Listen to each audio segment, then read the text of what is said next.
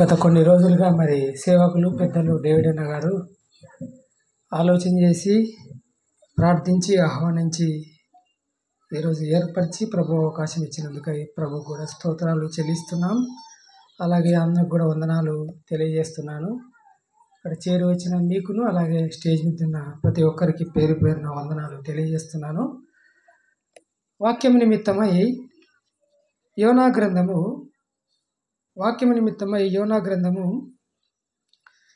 మొదటి అధ్యాయము 8వ వచనం చదువుకుందాం. కాబట్టి వారు అతని చూచి, ఎవరిని బట్టి ఈ కీడు మాకు సంభవించెనో, నీ వ్యాపారం ఏమిటో, నీవెక్కడ నుండి వచ్చితివో, నీ దేశమేదో, నీ జనమేదో, ఈ సంగతి అంతయు మాకు తెలియజేయమనగా అతడు వారితో ఇట్లా, నేను హెబ్రీయుడను, సముద్రమునకును భూమికిని సృష్టికర్తయై ఆకాశమందుండు దేవుడై ఉన్న యెహోవాయందు నేను భయభక్తులు గలవాడనై ఉన్నాను. చాలేండి. ప్రియమైన వారలారా, ఇంతవరకు మనం సాక్ష్యం విన్నాం. కొద్ది నిమిషాలు మనం వాక్యాన్ని విందాం.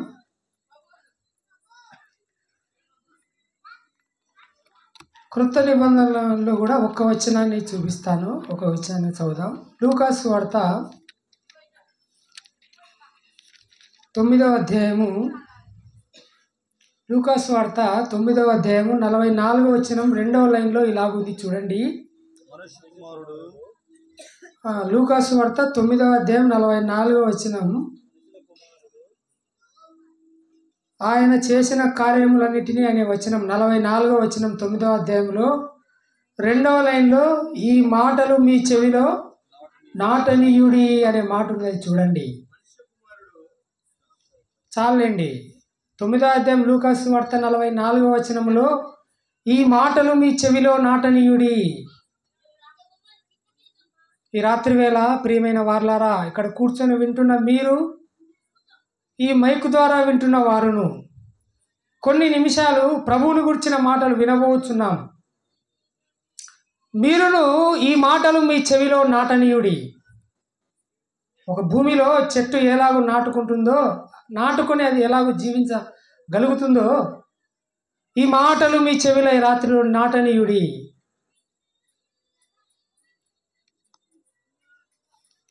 రండి, యోనా గ్రంథములో మనం చదువుకున్నాం. యోనాకు నావికులకు మధ్య జరిగిన సంభాషణను మనం చదువుకున్నాం.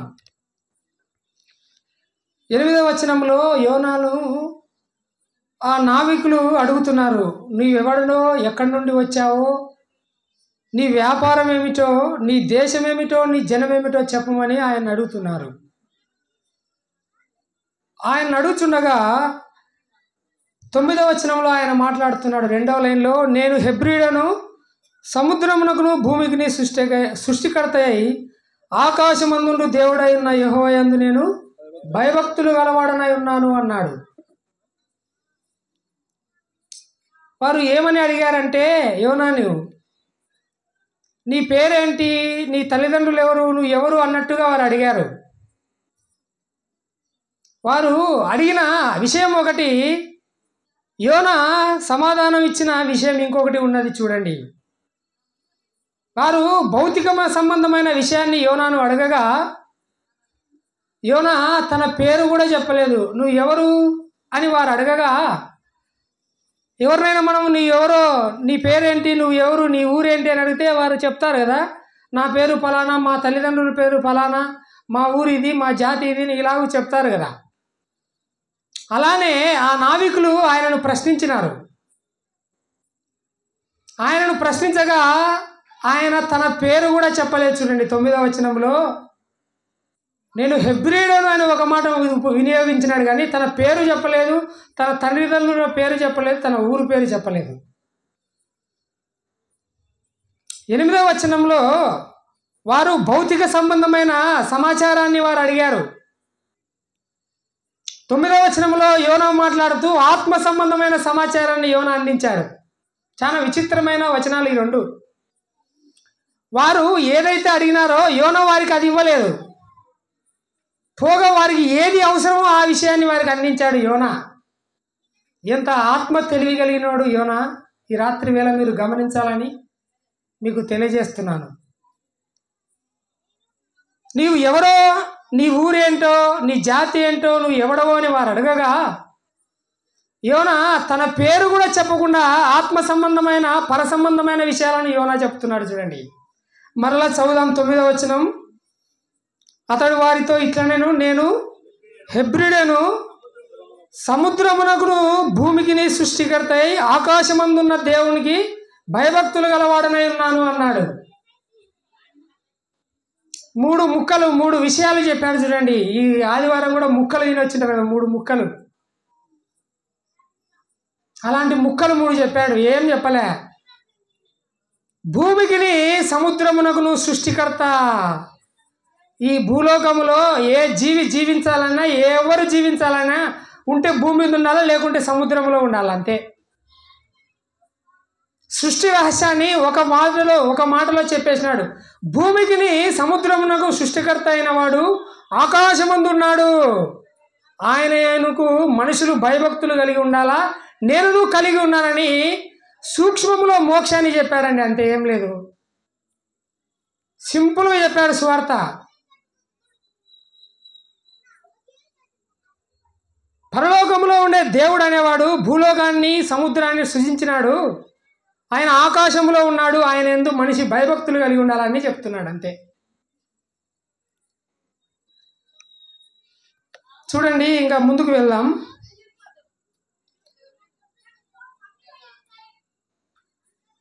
12వ వచనం చూద్దాం. 12వ వచనం లేదా 11 నుంచి చదువుదాం. అప్పుడు వారు, సముద్రం పొంగుచున్నది, తుఫాను అధికమవుచున్నది, సముద్రం మా మీదికి రాకుండా నిమ్మలించినట్లు మేము నీకేమి చేయవాలని అతన్ని అడుగగా యోనా, నన్ను బట్టి ఈ గొప్ప తుఫాను మీ మీదికి వచ్చినని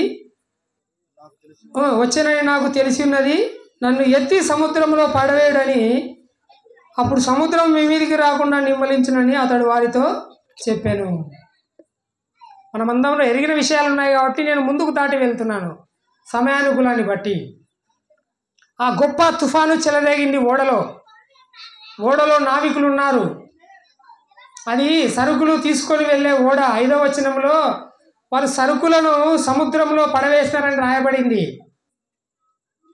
ఈ ఓడ పాలస్తీనా దేశము నుండి తర్షీషు అనగా స్పెయిన్ వైపు ప్రయాణించి వెళ్తుంది. ప్రభు ఏమో యోనాను నినివేకి వెళ్ళి సువార్త ప్రకటించమని ఆయనకు తెలియజేసినాడు. ఒక గొప్ప తుఫాను యోనా కారణమైన తుఫాను చెలరేగింది. ఆ తుఫానులో ఈ ఓడ చిక్కుకొని పోయి ఉన్నది. యోనాను అడగగా వారు, యోనా చెప్తున్నాడు, ఈ తుఫానుకు కారణం ఎవరు? నేనే. కాబట్టి నన్ను ఎత్తి సముద్రంలో పడవేయండి, ఆ తుఫాను ఆగిపోతుంది అని చెప్తున్నాడు ఆయన. ఇందులో ఒక విచిత్రమైన వచనం ఉంది. చూడండి, 12వ వచనంలో 2 విచిత్రమైన మాటలు యోనా మాట్లాడాడు. మేము నీకేమి చేయవలనని అతనిని అడుగగా యోనా ఏమంటున్నాడంటే, నన్ను బట్టియే ఈ గొప్ప తుఫాను మీ మీదికి వచ్చింది అంటున్నాడు. ఆ ఓడలో ఆయన కూడా ఉన్నాడు కదా, ఆయన మీద లేదా తుఫాను? ఓడలో నుంచి బయటకు వచ్చి నిలబడితే ఆయన కూడా తడిసిపోతాడు, ఆయన కూడా మునిగిపోతాడు కదా. కానీ విచిత్రంగా మాట్లాడుతున్నాడు యోనా. అది మీ మీదకి వచ్చిందని తనను హిమ్సెల్ఫ్ ఎక్స్క్లూడింగ్ హిమ్సెల్ఫ్, తను వారి నుంచి వేరుపరుచుకుంటున్నాడు. ఆయన నా మీదికి రాలేదన్నట్టు మాట్లాడుతున్నాడు. మీ మీదకి వచ్చింది, కారణం నేనే కానీ, తుఫానుకు కారణం నేనే కానీ అది మీ మీదకి వచ్చింది అంటున్నాడు. కానీ మన మీదకి వచ్చింది అని మాట్లాడడం లేదు ఆయన. చాలా మర్మాలు ఉన్నాయి. మరలా ఏమంటున్నాడు? నన్ను ఎత్తి సముద్రంలో పారవేయండి అంటున్నాడు. ఏం ఆయనే దూకొచ్చు కదా, వెళ్ళి అవకాశం ఉంది కదా, ఏం దూకలేడా? కానీ ఎత్తి నన్ను పారవేయండి అంటున్నాడు. ఎంత విచిత్రంగా మాట్లాడుతున్నాడు చూడండి యోనా.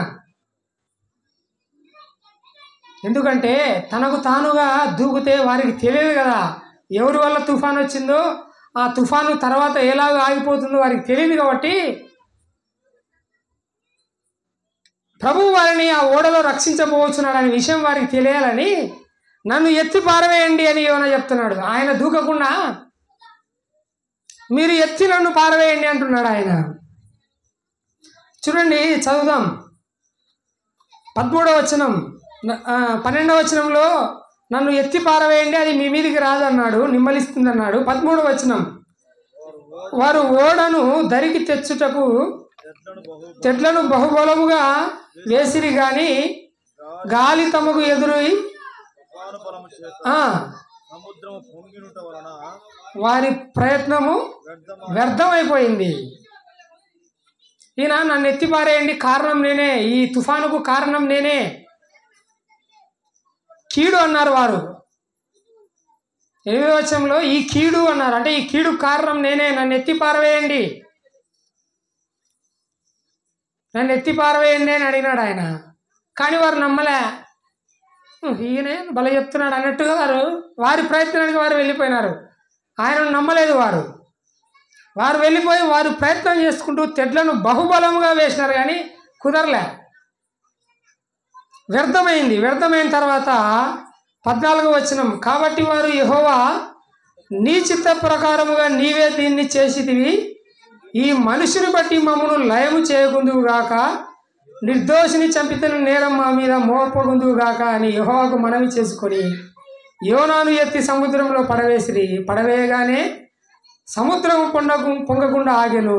ఇది చూడగా ఆ మనుషులు యెహోవాకు మిగుల భయపడి ఆయనకు బలి అర్పించి మ్రొక్కుబళ్ళు చేసిరి.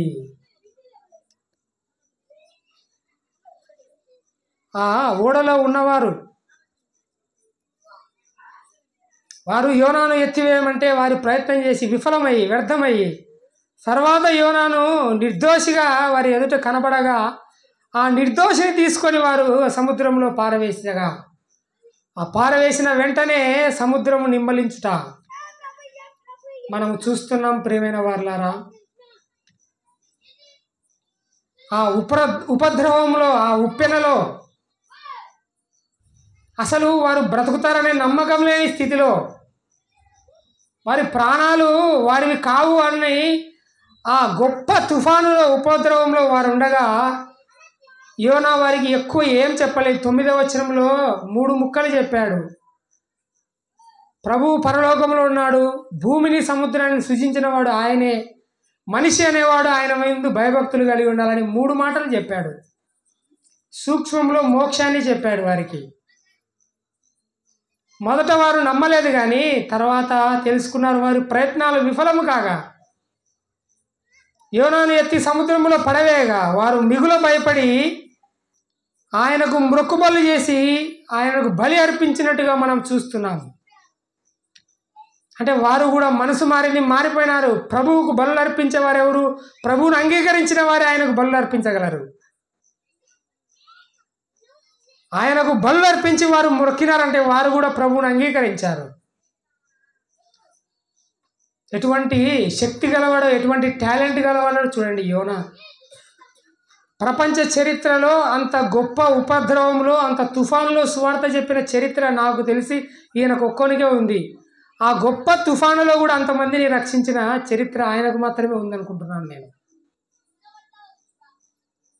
కొత్త నిబంధన గ్రంథంలో కూడా ఒక ఓడ ఉంది చూడండి. ఆ ఓడలో కూడా జనాలు ఉన్నారు. ఎంతమంది ఉన్నారో చూద్దాం. దాన్ని బట్టి ఈ ఓడలో కూడా ఎంతమంది ఉండగలరో మనము గ్రహించగలము. చూసి మనం పాఠానికి వెళ్దాం. అపోస్తుల కార్యముల గ్రంథము 27వ అధ్యాయంలో ఒక ఓడ ఉంది చూడండి. పౌలు ఆ ఓడలో ఉన్నాడు. అపోస్తుల కార్యముల గ్రంథం 27వ అధ్యాయం 1వ వచనంలో మేము ఓడ ఎక్కి ఇటలీకి వెళ్ళవలెనని అని ఒక ఓడలో ఉన్నారు. అందులో పౌలు కూడా ఉన్నాడు. అది కూడా ఏం ఓడ అంటే 10వ వచనంలో చూస్తే అప్పుడు పౌలు అయ్యలారా సరుకులకును ఓడకును మాత్రమే గాక మన ప్రాణములకు కూడా హానియు బహు నష్టమును కలుగునట్లు సరుకులు ఉన్నాయంటే ఇది కూడా సరుకులు తీసుకొని వెళ్ళే ఓడ, ఇటలీకి వెళ్ళాలని వెళ్తున్న ఓడ. ఈ అధ్యాయంలో ఈ ఓడలో ఉన్నారు వారు. ఎంతమంది ఉన్నారు? 37వ వచనం చూడండి. 37వ వచనం, ఓడలో ఉన్న మేమందరము 276 మంది ఆ ఓడలో ఉన్నారు. అది కూడా సరుకులు మోసుకొని వెళ్ళే ఓడ, ఇటలీకి వెళ్తుంది. నావికులు సరుకు తీసుకొని వెళ్తున్నారు. ఆనాటి దినాలలో ట్రాన్స్పోర్టేషన్కు ఒక రకమైన ఓడలు, మనుషులు ప్రయాణించడానికి ఒక రకమైన ఓడలు ఉండేవి కాదు. సరుకులు తీసుకొని వెళ్ళే ఓడలు ఉండేవి. అందులోనే అవసరం ఉండేవాళ్ళు ఆ దేశం నుండి ఈ దేశానికి ఓడలలో ప్రయాణించేవారు. ఎక్కువగా ప్రయాణించేవారు ఉండేవారు కాదు కాబట్టి సరుకుల ఓడలనే వెళ్ళేవారు. యోనా కూడా యోనా గ్రంథంలో సరుకుల ఓడనే కేవ్ ఇచ్చి తర్షీషుకు బయలుదేరి వెళ్తున్నాడు యోనా. సరుకుల ఓడలో ఒక దేశం నుండి ఒక దేశానికి సరుకులు తీసుకు వెళ్తున్న ఓడ. ఈ దీపగుంట్ల గ్రామానికి సరుకులు కావాలంటే ఎంత? ఒక లారీ సరిపోతుందా? ఒక నెలకు సరుకులు ఈ ప్రజలు ఒక 10,000 మంది ఉన్నారనుకోండి మీ గ్రామంలో, ఒక నెలకు కావాలంటే ఒక లారీ సరిపోతుందా? బియ్యము, బ్యాన్లు అన్నీ ఒక 5 లారీలు కావాలన్నా, 10 కావాలన్నా? మరి ఒక దేశం నుండి ఒక దేశానికి ఓడ వెళ్తుందంటే ఎంత సరుకు ఉంటుంది మీరు ఆలోచన చేయండి. పాలస్తీనా దేశం నుండి స్పెయిన్ దేశం వరకు సరుకు బయలుదేరి వెళ్తుంది. ఎంత సరుకు ఉంటుంది, ఎంత నావికులు ఉంటారు, ఎంత పనివారు ఉంటారు, ప్రయాణం కొరకు బయలుదేరే వాళ్ళు కూడా ఉంటారు. ఇక్కడ చూసాం అపొస్తలుల కార్యముల గ్రంథం 27వ అధ్యాయంలో 276 మంది ఉన్నారు. సరే, అంత లేకపోయినా తక్కువ 200 మంది ఉంటారా యోనా ప్రయాణించే సరుకుల ఓడలో? ఆ సరుకులు కాపాడడానికి, ఆ సరుకులు దించడానికి ఆ ఓడలో కనీసం 200 మంది ఉన్నా ఎంతమందిని రక్షించినాడు యోనా? తన చిన్న సువార్త ద్వారా కనీసం 200 మందికి రక్షణ కలుగజేసిన వాడు యోనా. వారి ప్రాణాలను రక్షించినాడు, వారి ఆత్మలను రక్షించి పరలోక రాజ్యానికి వారసులుగా చేసినాడు వారిని. అటువంటి సామర్థ్యము, టాలెంట్ కలిగిన వాడు యోనా. మనము 12వ వచనంలో చూసాం, మరలా చదువుదాం.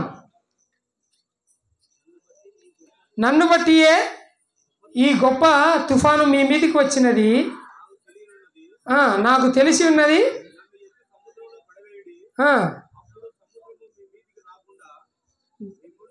నిమ్మలించునని చెప్తున్నాడు ఆయన. వినండి ఓ ప్రియమైన వారలారా,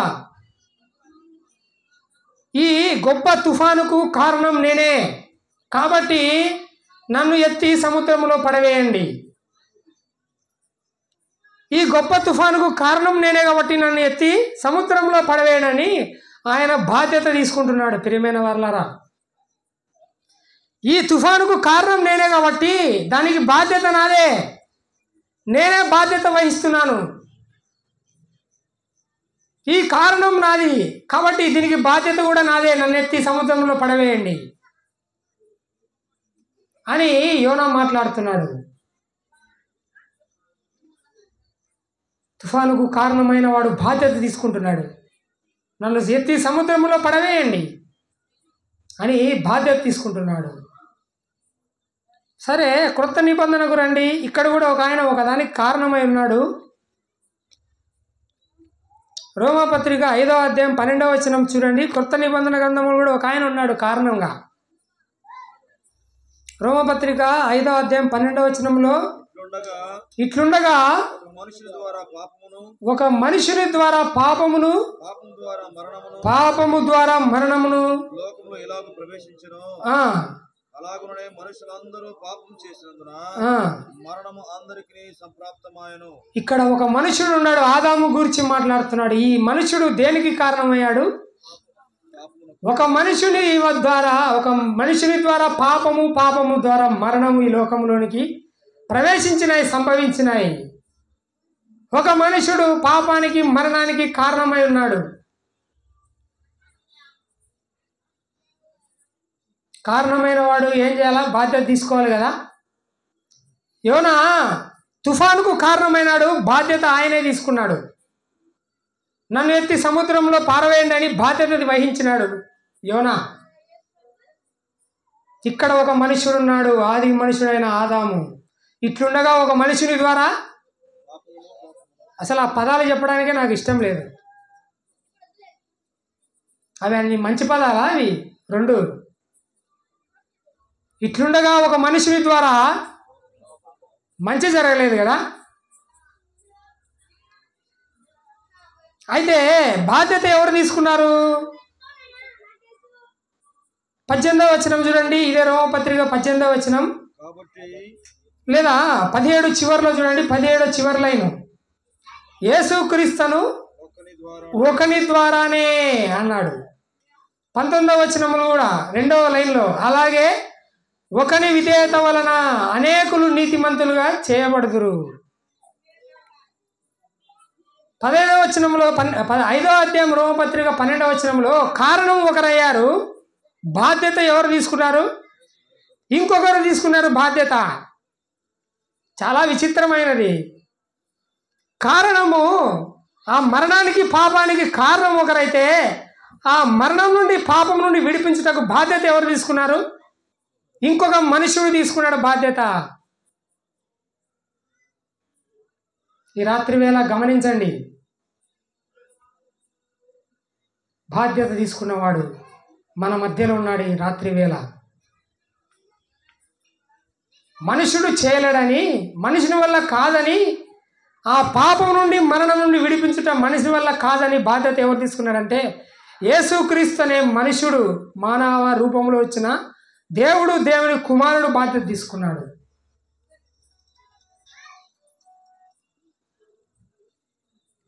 యోహాను సువార్తలో ఒక వచనాన్ని చూడండి. యోహాను సువార్త 6వ అధ్యాయము. ఈ బాధ్యత తీసుకున్న మనుషుడు ఎక్కడున్నాడో చూడండి. యోహాను సువార్త 6వ అధ్యాయం 38వ వచనం చూడండి. యోహాను సువార్త 6వ అధ్యాయం 38వ వచనం. నా ఇష్టము నెరవేర్చుకొనుటకు నేను రాలేదు, నన్ను పంపిన వాని చిత్తము నెరవేర్చుటకే పరలోకము నుండి దిగి వచ్చి తిని అన్నాడు. ఈ బాధ్యత తీసుకున్నవాడు ఎక్కడి నుండి వచ్చాడు? పరలోకము నుండి దిగి వచ్చాడు. పరలోకము నుండి దిగి వచ్చాడా? పరలోకము నుండి. ఈయన భూలోకము నుండి రాలేదంట, పరలోకము నుండి దిగి వచ్చాడంట. ఇదే యోహాను సువార్త 1వ అధ్యాయం 18వ వచనం చూడండి. 1వ అధ్యాయం 18వ వచనం.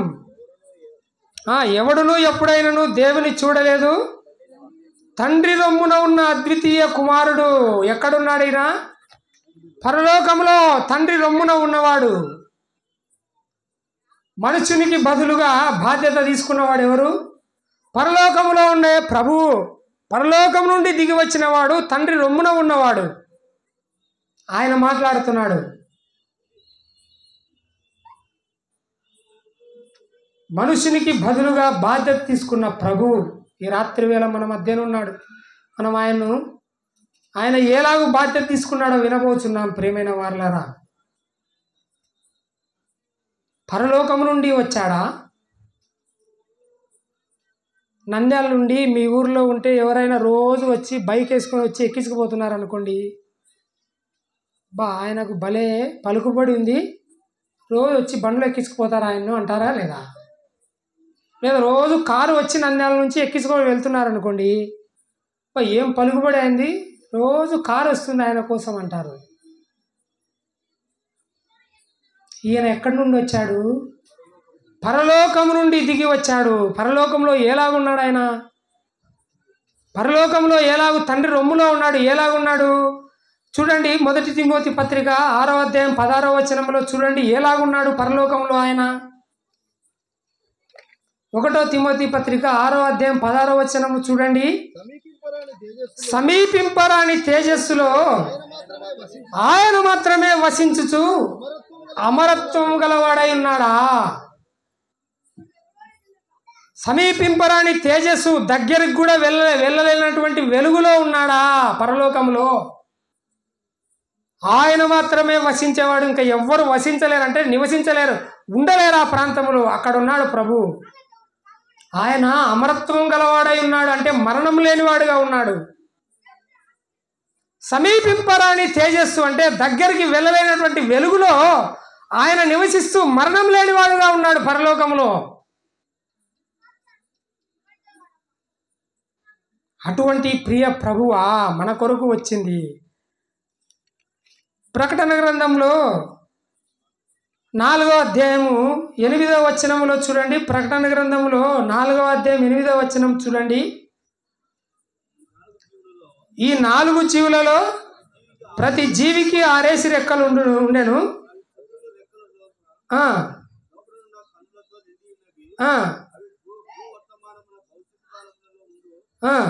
సర్వాధికారియు దేవుడునగు ప్రభువు పరిశుద్ధుడు పరిశుద్ధుడు పరిశుద్ధుడు అని మానగ రాత్రింబావులు చెప్పుచుండెను.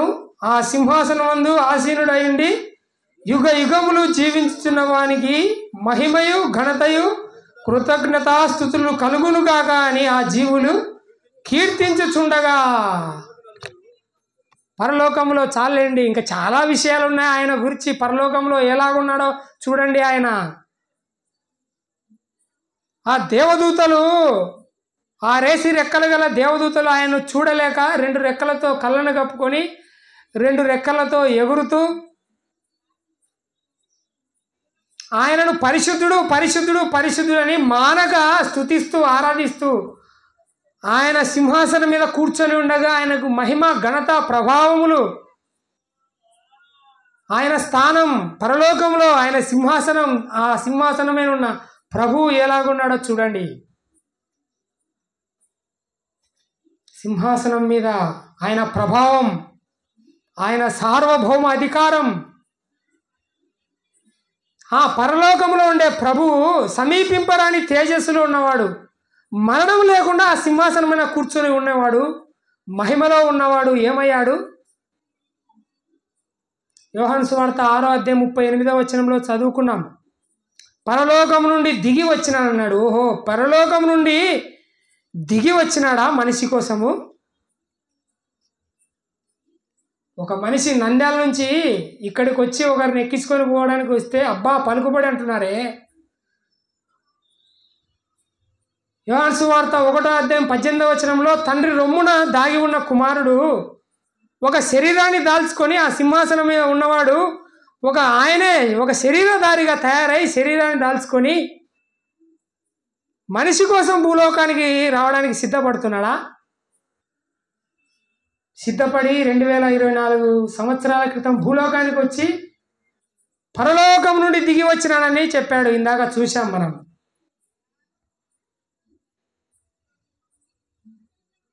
ఒక మనుషుడు కారణమైన దానికి బాధ్యత తీసుకొని పరలోకంలో ఉండాడు. భూమితో ఆయనకు సంబంధం ఏమీ లేదు. మీరు భూ సంబంధులు, నేను పరలోక సంబంధులు, నాకు భూ సంబంధమైన వారికి ఎటువంటి సంబంధం లేదన్నాడు. ఈ లోకానికి నాకు ఎటువంటి సంబంధం లేదన్నాడు ఆయన. లోకం నన్ను ఎరగదన్నాడు ఆయన. లోకం అంటే ఎవరు? నీవు నేను మనుషులమే కదా. ఈ లోకములో ఉన్న మనిషి కోసం, లోకమైన మనిషి కోసం పర సంబంధమైన వాడు, పరలోకములు ఉండేవాడు భూలోకానికి దిగి వచ్చినాడా బాధ్యత తీసుకోవడానికి? ఓహో, అంత పలుకుబడి ఉందా మనిషికి? ప్రియమైన అమ్మాయ్య, ప్రియమైన వారలారా, ఈ మైకు ద్వారా వింటున్న ఎవరైనా కానీ మీ పలుకుబడి ఏంటో తెలుసుకోండి. నీ విలువ, నీ పలుకుబడి ఏంటో తెలియడంలే. నంద్యాల నుంచి వస్తే ఎవరైనా అబ్బో అంటున్నారు. మనిషి కాదు నీ కోసం వచ్చింది, పరలోకము నుండి ఆ దేవుడే నిన్ను రక్షించడానికి ఈ భూలోకానికి దిగి వచ్చి ఉన్నాడు 2024 సంవత్సరాల క్రితం. నీ విలువేంటో, నీ పలుకుబడి ఏంటో తెలుసుకో ఈ రాత్రి వేళ. మనిషి యొక్క పలుకుబడి, మనిషి యొక్క విలువ. ఆది కాండంలో ఒక చిన్న విషయాన్ని జ్ఞాపకం చేస్తాను చూడండి. ఆది కాండము 8వ అధ్యాయంలో ఒక చిన్న సంఘటన చూపిస్తాను మీకు. ఆది కాండం 8వ అధ్యాయము 10వ వచనాన్ని చూద్దాం. ఆది కాండం 8వ అధ్యాయం 10వ వచనం. అతడు అంటే నోవహు మరి 7 దినములు తాలి ఓడలో నుండి వెలుపలికి విడిచెను. సాయంకాలమున అది అతని యొద్దకు వచ్చినప్పుడు త్రుంచబడిన ఒలివ చెట్టు ఆకు దాని నోట నుండెను గనుక నీళ్లు భూమి మీద తగ్గిపోయినాయని నోవహుకు తెలిసింది. దేన్ని పంపించాడు నోవహు? ఒక నల్ల పావురాన్ని పంపించాడు. పంపిస్తే అది వెళ్ళి సాయంత్రానికి ఒక తుంచిన ఒలివ ముక్కను తీసుకొని ఒక చెట్టును తీసుకొని వచ్చింది ఆ పావురం. అది ఎందుకు వచ్చిందంటే 40 దినాలు వర్షము కురవగా నోహు యొక్క పలుకుబడి చూసింది. అది ఆయన పలుకుబడి ఏంటో చూసింది. ఈయన ఏంటి, ఈయన కోసం దేవుడు పరలోకంలో ఉండే దేవుడు ఒక ఓడను ఏర్పాటు చేయడం ఏంటి, అందులో ఆయన కుటుంబం అంతా ఉండడం ఏంటి, జంతువులు అన్నీ రావడం ఏంటి, మేము కూడా పక్షులము రావడం ఏంటి, ఇలాగూ 40 దినాలు వర్షం పడగా మేమందరం లోపల ఉండడం ఏంటి, అబ్బో ఈయన పలుకుబడి భూలోకంలో ఇంతమంది ఉన్నా వీరి ప్రాణాలన్నీ ఎవరు మిగలలేదు, అందరూ చనిపోయినారు, ఈయన ఒక్కడే మిగిలాడంటే ఈయనకు దేవుని దగ్గర ఉండే పలుకుబడి అబ్బో ఏంటి ఈయన సంగతి అని ఆ పావురానికి అర్థమైంది. నోరు లేని పావురం, మనసు లేని పావురం, ఆత్మ లేని పావురం, ప్రాణం మాత్రమే ఉండి జీవించగల పావురానికి అర్థమైంది. ఆయన దాన్ని పంపగా అది వెళ్ళి తిరిగి వచ్చి మరలా ఆయనకు ఆనవాలు ఇచ్చింది. మనం మనుషులం, మనకు అన్ని పావురానికంటే అన్ని అత్యధికమైన అన్ని విషయాల్లో అత్యధికంగా ఉన్నాం మనం. ఆ పావురము తిరిగి వచ్చిందే. ప్రియమైన వారలారా, ఈ రాత్రి వేళ ఒక మనుషుడు తప్పిపోయాడు. ఆ మనుషుడు తప్పిపోవడం ద్వారా అందరూ వెళ్ళిపోయినారు. అయితే ఈ రాత్రి వేళ ఆయన తన యొద్దకు రావాలని ఆయనే పరలోకం నుండి దిగి వచ్చినాడా మనిషి కోసము? ప్రభువుని అంగీకరించిన వారు మీరు ఎంత విలువైన వారో, మీ పలుకుబడి ఏంటో మీరు ఆయన అంగీకరించినారు, మీరు ఎరుగుదురు. ఇక్కడ కూర్చొని వింటున్న వారులారా, ఆయన ఎరగని వారు, ఆయన అంగీకరించిన వారు ఎవరైనా ఉంటే, ఈ మైకు ద్వారా వినేవారు ఇంకా ఆయన అంగీకరించిన వారు ఉంటే, మీ పలుకుబడేంటో మీ విలువేంటో ఒక్కసారి ఆలోచన చేయండి. సమీపింపరాని తేజస్సులో ఉన్నవాడు, మరణము లేనివాడు నీ కొరకు మరణమైనాడు, నీ కొరకు మరణించడానికి భూలోకానికి తిరిగి వచ్చినాడు. సమీపింపరాని తేజస్సులో నివసించే ఆయన యోహాను సువార్త 1:18 శరీరాన్ని దాల్చుకొని తండ్రి రొమ్మున సిద్ధపడుతున్నాడు భూలోకానికి రావాలని. నేను వెళ్ళి ఈ మనిషిని రక్షించాలా, లేకుంటే వీడు నశించి నరకానికి వెళ్తాడు, వీని జీవితానికి, వీడు పుట్టినాడు ఈ భూమి మీద పుట్టినందుకు వీని జీవితానికి సార్థకత లేదని, ఈ మనిషి జీవితానికి ఒక సార్థకత ఇవ్వాలని, ఒక పరలోక రాజ్యాన్ని ఇవ్వాలని ఆ పరలోకాన్ని వీడి భూలోకానికి దిగి వచ్చినాడు ఆయన.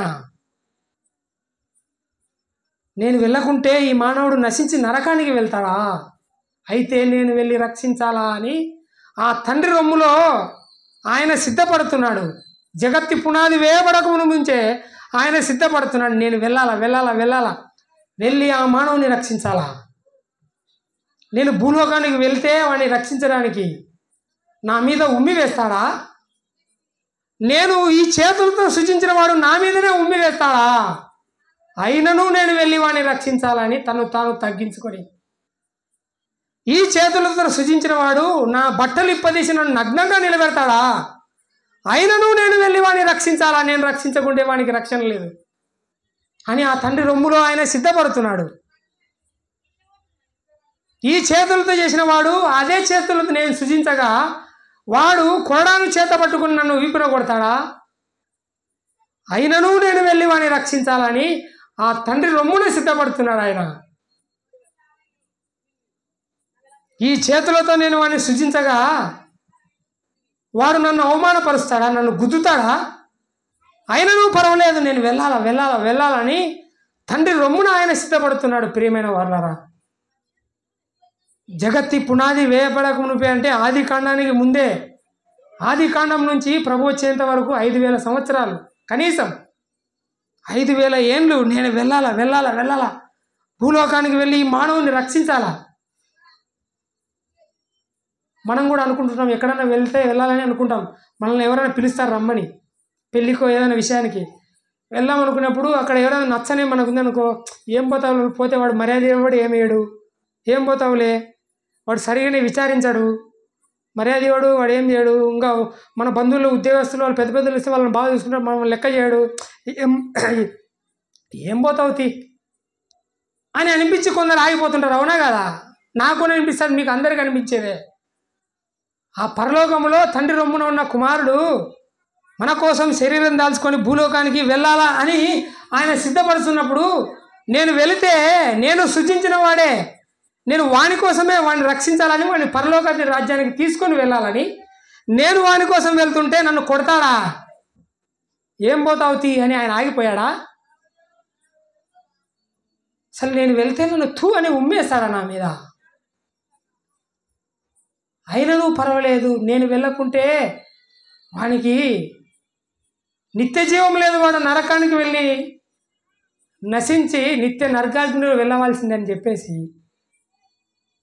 ఈ మానవుడు ఆయనకు ఏమి చేస్తాడని తెలిసినా కూడా, అన్నీ తెలిసినా కూడా భూలోకానికి వచ్చాడు. ఎలాగొచ్చాడు?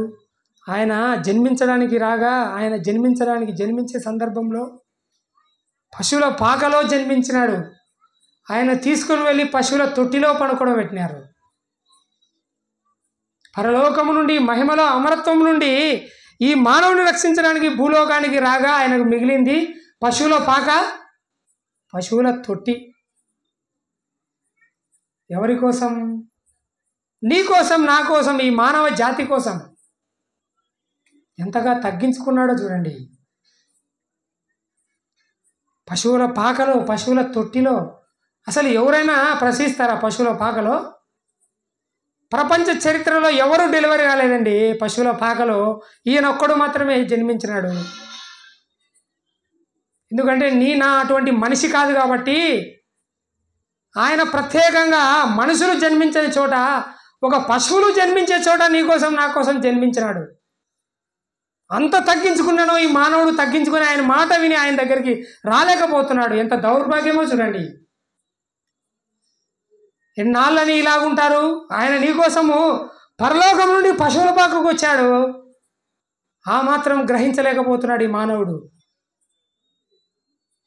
ఈ రాత్రి వేళ ప్రియమైన వారులారా, ఆ పక్షికి అర్థమైంది యోనా యొక్క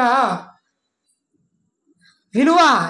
ఆ నోహు యొక్క విలువ ఆ పక్షి గ్రహించింది. దేవునికి ఈయనకున్న సంబంధం, అబ్బో ఇది మామూలు సంబంధం కాదు, సామాన్యమైన మనిషి కాదు ఆయన. ఈయన కొరకు దేవుడు ఒక ఓడనే తయారు చేయించినాడు. అమ్మో, ఈయన సామాన్యుడు కాదయ్యో అని ఆ పక్షికి అర్థమైంది ఆయన గూర్చి. ఈ మానవునికి అర్థం కావడంలే ఆయన గూర్చి. ఇక్కడ పైన కూర్చున్న వాళ్ళు మీలో కొందరు, మాకు కూడా ఒకప్పుడు అర్థం కాలేదు. ఆయన ఎవరో, ఆయన విలువేంటో మాకు అర్థం కాలేదయ్యా. ఒకనొక దినమున ఆయన ఏంటో మాకు అర్థం కాక ఆయన దగ్గరికి వచ్చి ఉన్నాం. మాకు ఏముందో ఏమీ లేదో అది ప్రభువుకు తెలుసు, కానీ ఆయన మాలో ఉన్నాడు, మా జీవితాల్లో ఉన్నాడు, సంతోషంగా జీవించగలుగుతున్నాం. కాబట్టి ఈ రాత్రి వేళ ప్రియమైన వారలారా, పరలోకం నుండి భూలోకానికి మానవుని కోసం దిగి వచ్చిన ప్రియ ప్రభు నీ కోసం, నీ పలుకుబడేంటో, నీ విలువేంటో ఒక్కసారి గ్రహించాలా. అసలు ఎంత త్యాగం చేశాడండి ఆయన. అసలు ఆయన, మనం అనుకున్నామే పెళ్ళికి ఎవరైనా మనకు మర్యాద ఎవరు ఎక్కడైనా వెళ్తే అంటే ఏం పోతావులే అనుకుంటామే. అసలు ఈ మానవుడు ఆయన అవమానపరుస్తాడని తెలిసి కూడా రావడం అంటే అసలు అది ఏం ప్రేమనో మీరు ఈ రాత్రి వేళ ఆలోచన చేయండి. అసలు దానికి ప్రేమ కాదు, అది ఇంకెంతవరకు వెళ్తుందా? ఆయన ప్రేమ గురించి ఎంత లోతో, ఎంత ఎత్తో, ఎంత వెడల్పో అది నలివిగానిది అన్నాడు. ఆ ప్రేమ ఉమ్మి వేస్తారని తెలిసి రావడం, కొడతారని తెలిసి రావడం, బట్టలు ఇప్పదీస్తారని తెలిసి రావడం, ఆ సిలువలో నగ్నంగా నిలబెడతారని తెలిసి భూలోకానికి దిగి రావడం. తలలుచి నువ్వు దేవుని కుమారుడు అయితే దిగు అన్నారు కదా. ఎంత అవమానం!